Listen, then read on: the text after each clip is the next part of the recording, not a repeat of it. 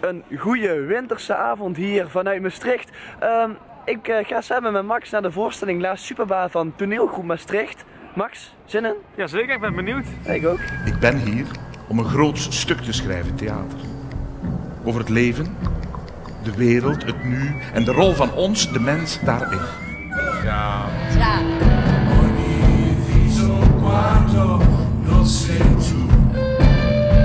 Zeg eens, Leonardo. U bent toch geen vrouw? Mijn naam zal ik tot het uiterste verdedigen. Ik wil niet te veel verklappen, maar het is absoluut de moeite waard. Het is ons verrassend, boeit van het begin tot het einde.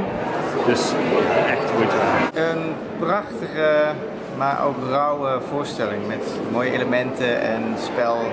En, ja. In het begin zei ik moest een beetje inkomen in het verhaal en dergelijke, maar dan is meteen ook wel de hele verhaallijn duidelijk en het was ook ontzettend goed geacteerd en zou ik zeggen om naartoe te gaan.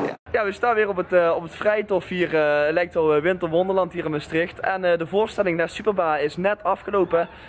Ja, Max, wat vond je ervan? Ik blijf verrast. Het was een voorstelling met muziek en met heel veel tekst, maar wel een mooie balans. En er werden onbewust toch veel actualiteiten aangekaart. En dat was ik wel veel verrast. Ja, ik was zelf ook echt verrast.